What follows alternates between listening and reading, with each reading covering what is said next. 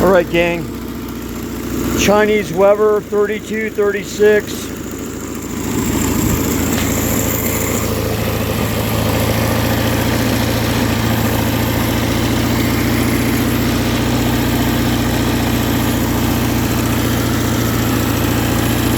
See that brass right there?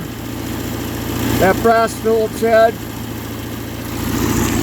Okay, I put that on 1.5 turns exactly.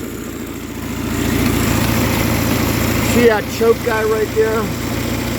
I backed it off so these will open. And then you can see right there, you can see where I got the idle at.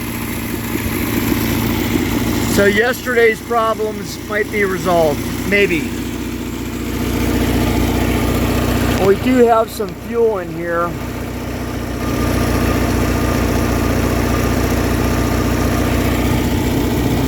I think it's time for a new filter, and then we might be a little bit closer. Let's see what happens if I... Yeah, we'll leave it like that. So that's a magnetic stick for picking up nuts and bolts. Essential if you work on junk like I work on. Well, there it is, gang. Chinese Weber, working on a 1963 Alfa Romeo Julius Spider.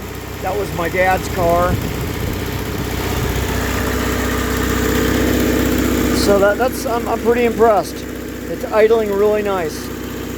Like I said, the original CARB, well, the most recent CARB was a Weber 3236. That was a manual. The manual choke was kind of a pain in the ass. So, I mean, I just build cars to drive. I don't make them all pretty and all that. But now I got to run a wire from electronic choke over to here. All right, gang.